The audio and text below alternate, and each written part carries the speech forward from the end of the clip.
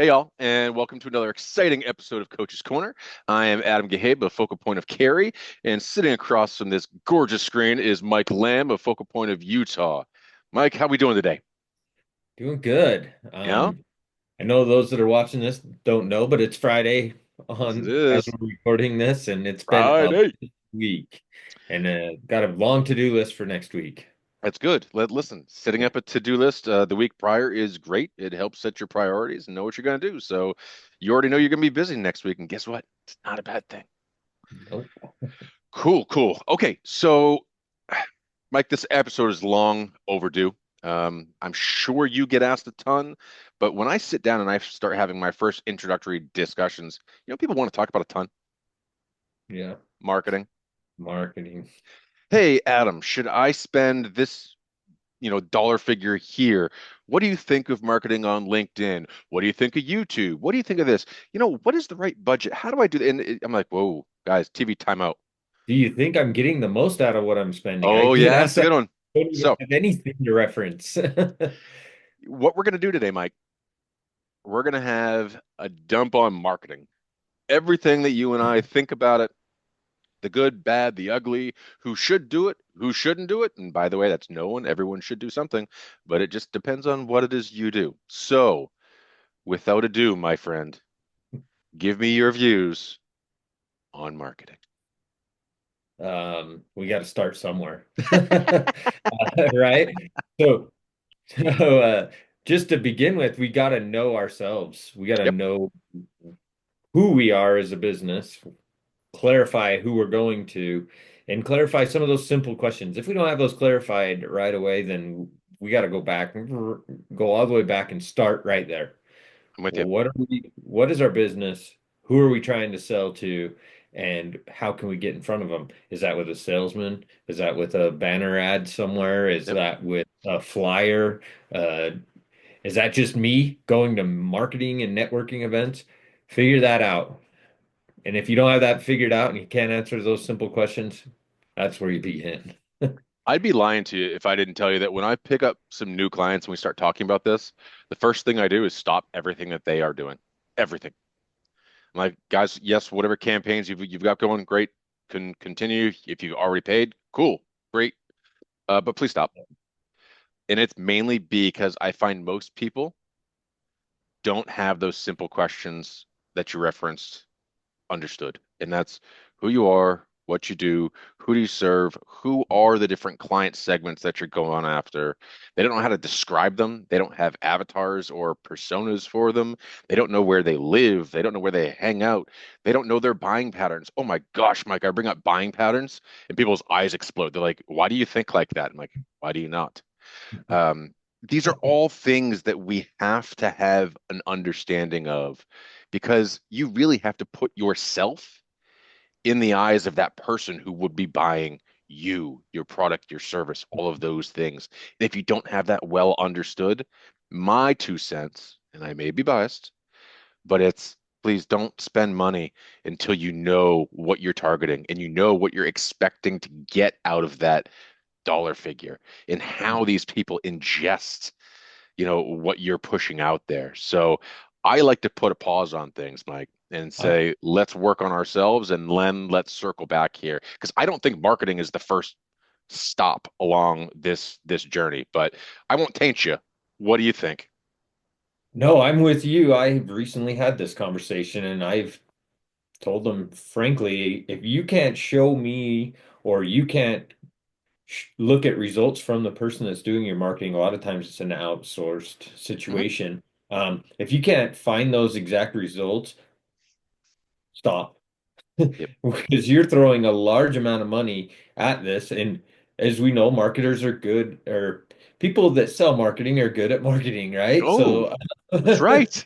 Or and or or they'll, sometimes they're they'll really not ratchet so it good. up. Sometimes it's like, hey, our program didn't work this time. You know what? You add on this add-on, it's going to make a huge difference. It's going to be this much more that next month. We'll see what the results are from that. And there's a lot of like throwing spaghetti against the wall to see what sticks. Yeah. Or you probably could have done that footwork yourself and gone back, hit the brakes and said, you know what, we're going to figure out. those basic questions. Yep. And if you do have a brand, and it's working and you can show me results, then I'm not going to tell you to pause and Oh, of stop. But course not. but if you don't have that and it's not, I mean, it depends on your industry and whatever, where you're working. But if you can't show those results, then let's pump the brakes. You know what? I'm going Let's to get make a it out. change to what you said. You said you can probably do that yourself. I'm going to tell you, you can 100% do that yourself. Okay? A little preparation, a little work around knowing your industries, your targets and those things, you can do all that. And guess what? We have all these AI tools at our fingertips. Oh All of yeah. it. Hmm. You can do so much research in such a short period of time, but I find out a lot of people don't know where to begin. They don't know where to start, Yeah. right? And before we even get into the marketing process, if you don't have your sales funnel identified in your sales process, that's called Yeah. breaks again. You got to go back there, right? But this is Yep. not about sales, so we're not going to talk about that. But what I do want to say is it's really simple. You have to put things into categories and buckets, in my perspective. All right. And that's you have your prospect types, right? Those are all into buckets. You have your lead generation magnet, how you're going to go about attacking and going after these types of people. Those are other buckets. You have to make sure you understand the variables at play and all the different options that you have. So when people come to me, Mike, and they say, "Guys, I don't know where to start. I don't even know where to start." That's where I start. It's let's look at all the variables that go into play around who your targets are and how they'd like to ingest data and what options do you have, both from a free standpoint, a paid standpoint, paid you execute, Yeah. paid you outsource. I mean, there's all kinds of different options. How do you go about working with someone to figure out where you want to begin? Yeah, where we're coaches of business owners that are in business currently, Hmm. and they've obviously made sales. Something's working, so we got to figure out with the data and information they have what is working Okay. and go backwards. Sometimes they have anecdotal. I feel like this is working. I think that one's working. No, Mm, let's figure out what has worked in the past. Even if it's going simple, if I'm working with the fabricator, and he's got a lot of customers, let's just go through and identify where each one of those leads came from. Let's just look at every one of your invoices and put them in a box. okay. So, but can't you just Referral, pull, networking. can't you pull a lot of that data from your CRM? Yes, if you're using one. Okay. Oh, whoa, whoa, whoa, whoa, whoa. Whoa. Sounds like we may have hit on something here. So you're saying you actually have to track information and you have to understand what you're tracking. Okay. That's why I say we got to go back to there. So backwards. All right. So if we can pull this information from our CRM, and let's just say people are using a CRM and they understand those things that they have to be tracking, and it's going to change based on the industry, your vertical, all of those things. So there is no one size fits all. But okay, let's say they are a solopreneur starting out in the roofing industry. Okay. What are you working with and what are you saying to them as that initial point to begin marketing? Well, you kind of got at it there. Ooh, did I? Yeah. Well, if they're using a CRM, first of all, what percentage of your clients do you think use CRMs? Not enough is the number I'd like to say. I'd say I'm probably around the 45 to 50%, Yeah. but using them effectively, oh, I'd say less than 5%. So yeah, you don't know where people are in the sales process. You don't know Yep. Yep. what ones you've lost because of for what reasons, what one you won for what reasons. A lot of times they don't know those details. Looking back is scary. Think about it. You're Yeah, you're you're trying to look back and track a failure. yeah. Who Which wants to do that? Um, yeah, but today it'll be your success by identifying that and knowing bingo. that. Bingo. Go I mean, listen, do you know how much we learn from history by looking back? And what is that phrase people always say? History is bound to repeat itself. Great. So what does that tell you? If you don't look back at history and see and truly do a deep dive as to why you failed with that particular, sales instance, chances are you're going to repeat that same problem. Yeah. Therefore, you're not going to change your marketing strategy or how you're going about targeting clients or how you're going about pitching to clients. You're just going to hope for the same outcome the next time. And I can guarantee it's going to lead to the same outcomes. A big old goose egg. It's it's the one that we always show in our slides, probably. It's same old thinking, Same old same outcomes. old results. Yeah. Yep. Yeah. Yeah. As you know, I've kind of adapted my no action, no change, but same thing. Same thing. You mean we've got to change. Okay. So understanding your cycle and understanding how and what to track and making sure it's in your CRM is kind of one of those core competencies that you think is necessary for the marketing journey to begin. Yep, it's Awesome. a key results indicator we need to identify along the way. Okay. This Just is a biased and loaded question, but do you always have to pay for marketing? no, Why not? because your brand might not be big enough, your audience might be different, might be buying in different ways. Hmm.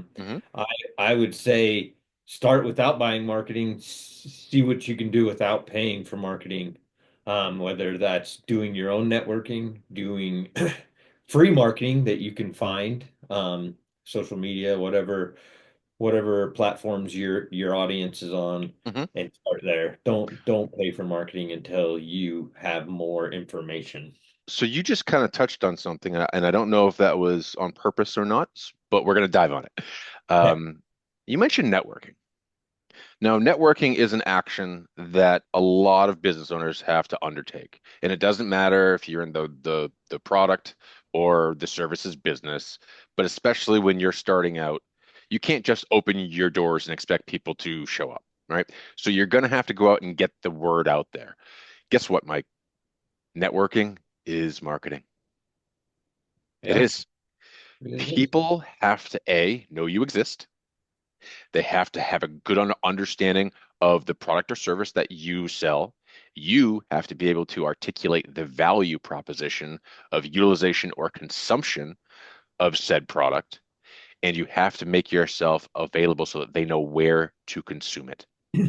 Those, my friend, are the three basic ingredients of marketing. So networking equals marketing. And I think that's what I'd like to call out. That is the first free form of marketing. And whether you pay to join groups like BNI, NIA, some other provisors, some other groups that basically get you together, that is marketing, right? But Mhm. there's all kinds of free ones out there too. I guarantee you almost every town, city, etc., across the county has some type of small business network. You can look them up on LinkedIn. You can look them up on Facebook. They have groups. I mean, Groups on Facebook is a big one that you dude, can it's get huge. involved in. Is I'm it? in the Raleigh area, as you know, and there are probably 10, 15, 20, 25 different networking groups that meet at all different times. And I go to a lot of them. But Yep. I'll tell you what, there is one key that I will stress to anyone who's listening here. You can't show up once. Okay. Yep. Consistency is key. Showing up once, giving your, 30-second, 45-second, 60-second spiel, your elevator pitch is not going to bring people to the door. Showing up twice, guess what? That's not going to do it either. Being consistent, having your face be seen, having your message be heard, being consistent with the early portions of your message so people truly get ingrained to understand what it is you do, and then slowly changing and evolving that pitch so that you're highlighting different aspects and focusing on different targets each week or each month. Guys, this is critical to evolving and making sure that you are resonating with different forms and factions depending on who your targets are. How many This, times sorry, have you go. How many times have you gone to a networking meeting that you're at regularly and a new guy shows up? You get to ancillary meet them, you walk up, hi, what do you do? Da da da. And then if they don't show up the next week, you're not gonna even remember them. It happens all the time for me. Yeah. Or I very lightly remember them. But if they're there the next week, I can grab and be like, dude, I think you should come over here and chat with this person. Or, it just, you have to go more than once to these networking events. You can't expect results one time. And um, Yes, I know.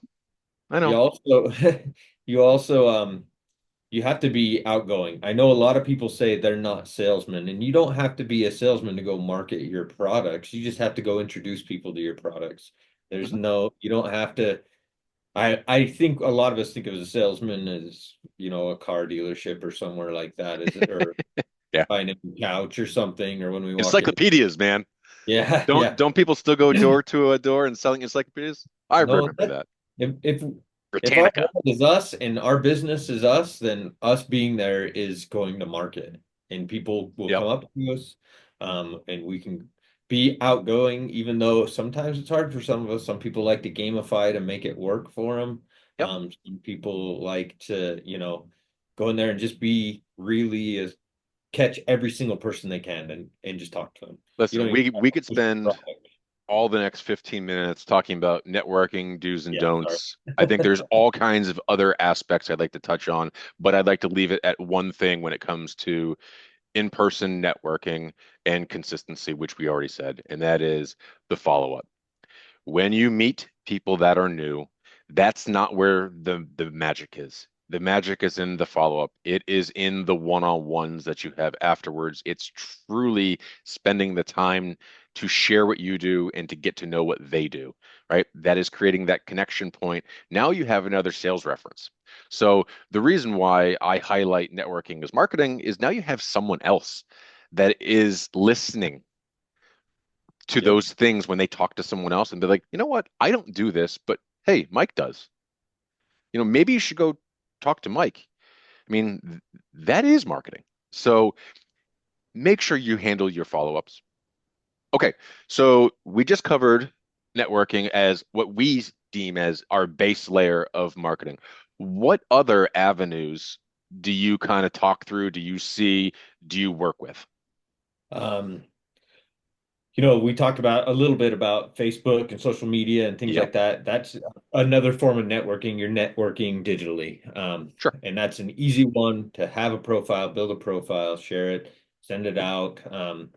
And then the next one would be, and this one might sound really just basic, but what's your Google profile look like? I know that Hmm. Google's not necessarily um, It's a must. become yeah, it It's is a a must. must.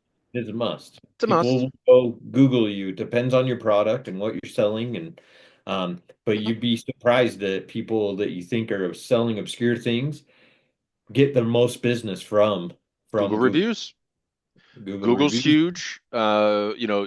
Facebook business pages, LinkedIn. What you're doing is you're zeroing in on what I wanted to say is number two, which is social media marketing, Yeah. right? It is typical digitally. It's digital in form, excuse me. But it allows you to craft a brand, okay? A brand, how you want to be perceived across the interwebs. And it allows you to convey messages, articulate your availability, give things like discounts, promotions. All of these things are forms of marketing, and how and where you post, the frequency in which you post. And once again, I'm going to go back to this. You're going to love it. Getting consistency with the frequency of your communications is critical. People get used to seeing certain types of information from you on certain days. Hell, Mike, let's use this podcast as a great example. When Yeah. does this podcast go out? Wednesday mornings. Wednesday mornings, 6 a.m. Eastern is when this podcast hits all of our distribution channels.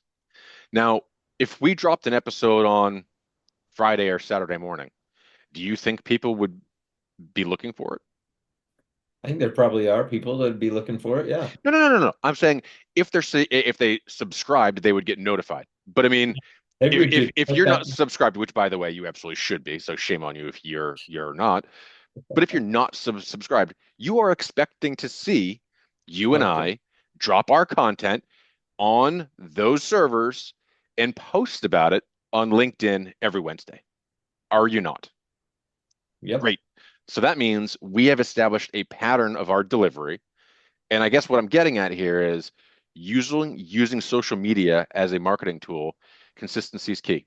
Let's say you are a travel agent, right? And you have travel destination Mondays and you have, trip buying Wednesdays where you give tips and tricks on the best times of year to buy certain things. You should be consistent in the types of content that you're delivering because guess what? I may not care about what you talk about on Monday, but I care about what you talk about on Wednesday because I like money and I like to not spend it. So I'm going to check you out and see what's happening every Wednesday. Point is, procure your brand, know what you want to post, know the types of items that you want to talk about, and be consistent in the delivery. What else do you have for social do's and don'ts? The other thing that I would say social wise is collecting contact information and getting it into a database of some sort so that Oh, you can get regular email campaigns or messages out to your client base or beyond your client base. so we're back to our And CRM, right? We're back to tracking.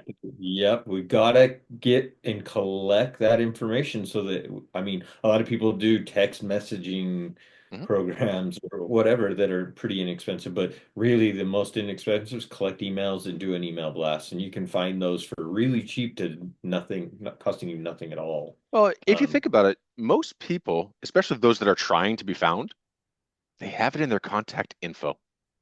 And I'm not saying go put someone on email blast lists without talking to them. That's not what I'm saying. So please don't everyone yell at me. But I mean, there are ways that we have access to information, right? Either through LinkedIn or Facebook or Instagram. I don't know. I don't do the Instagram thing, so I don't know. But um, you can get access to pieces of data. And what you're talking about is making sure that we're consuming that and we understand, how we're going to be utilizing this. I love it. Love it, love it, love it. Okay. So what about social media don'ts? just like you just said, don't spam out to a bunch of people that you don't know Don't that spam. aren't Yep. clients. Yep. Don't. When it comes to your business and your marketing, keep the religion, the politics, any of those things out of it. Agreed.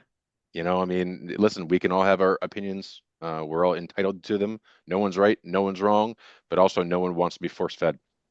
So keep it about your business, keep it about the product, the service, the value that you add, how you can be a life-changing influence. Right? No, I would add on to that that you do know your market, and if you're Sure. marketing to certain people, patriotic people, for Yeah. instance, you can have your brand identify with that, but you should not get You know what? into Excellent point. the, Excellent point. you don't So need to I get guess into deep what with I'm it. saying is if you don't want to limit your market, don't. Yeah. Listen, that can Yeah, be a I agree personal with that choice, too. right? You can limit your market based on what you want to go sell to, and that is your own prerogative and your own right. But what I would say is to clarify my statement, rule of thumb is if you don't want to limit yourselves and your potential prospects, keep those things separate. Fair? Agreed. Okay. Yep. Here is another don't that I would say. Post and disappear. Okay. Especially in your posts, if you request interaction, you can quantify the level of engagement or the hotness of that interaction by way of someone responds, right? There's likes, loves, Yep. comments, reposts, right? And it increases how you should prioritize each one of those actions is fantastic. Listen, someone likes something that you shared or posted, great.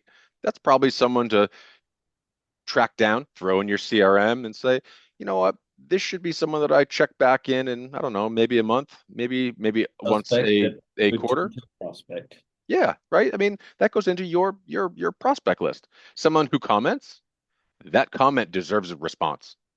It deserves acknowledgement because guess what? They took time out of their day to sit down and tappa and communicate with you. Yep. Acknowledge it always. I say within at least 24 hours. Have to, right? That could just be a like, it could be a comment response, doesn't matter. Now, if someone reposts your content, guess what? They're all in. They're actually marketing for you. You want to reach out and thank them. You want to, hey, I'd love to have a conversation. And if you don't know them, even better. Why did you do this? Right?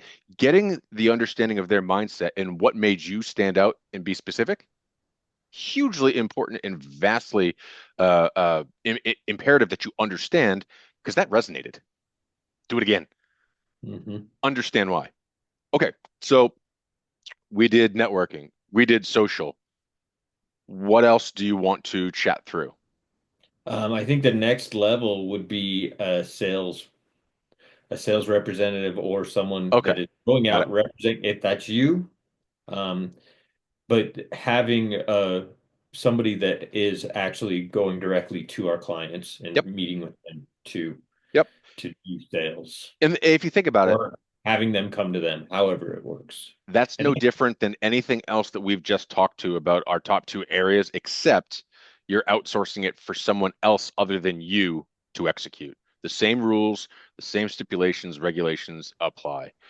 Mike, and it what's your depends on view? your industry, but you Okay. can even hire these people at mission base only. Oh, Um, sure. so it really, like I say, it depends on your industry, but a lot of times you're able to bring them on if they love the product and if they're going to be a good representation of your product. They probably have confidence to go out and sell your product, Okay. or your services or whatever, just on a commission-based scenario to grow your business. Awesome. And they see that opportunity. So I know we're coming up on the end of our allotted time, but I want to squeeze in one more. Yeah, go for it. Um, email, calls, texts. Okay. What is your viewpoint of those three? Where do they fit in the best? Go. Uh, 30 yeah. seconds. These prospects that you're talking about, people that we've identified as prospects, we need to get them into a consistent and persistent sales process. And we need to identify that, whether that's making the first call, leaving a voicemail, then sending a text message to follow up, or sending an email to follow up. We need to identify what our brand is, but we need to be consistent and persistent with that. Okay, so you're saying we have to use all the communication mechanisms to build out our marketing and our sales process, right? We Yes. can't just rely on Yes. one. And by the way, I have no problem with cold calls. I have no problem with cold emails or cold texts. If that's the way you want to go, great. That may work for some businesses. I won't lie, Mike, that won't work for us. Nope. For those relationship service businesses, they buy you. They don't buy they don't buy what you provide. So No. it's all about you and your representation, whether that be sales reps or whatnot, getting out there, being seen, being active, giving a message, being consistent. I think we are really homing in on the consistency piece as something that is a requirement for good marketing outcomes. And I have a good story about that. Consistent. In my previous career with sales, we send out an email every year at a certain time and it goes out. And I can't tell you how many times I would receive that email back 3, 6, 9 months after that email was sent. Mm, In response to that email, it was consistent. They were always getting it every year, even yep, though they weren't going to do the work, maybe right then, they were going to do the work at the end of the season. yep. So they would put it in their box and just say, "I'm going to respond to that," and that's when we'd get the clients. And you can't always expect results immediately, but they will come if you're consistent. That sounds eerily similar to something like a consistent newsletter, Mm. right? Throwing out new bits of information that are pertinent to what you are doing or how you're doing it. But once again, it's consistency. Love it.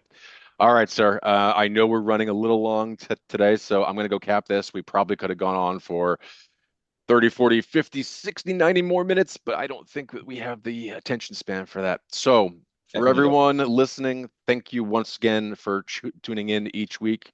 We greatly appreciate it. You know, Mike and I love talking and sharing. Hope you found some nuggets valuable. Until next week, friends, take it easy. Coach's Corner.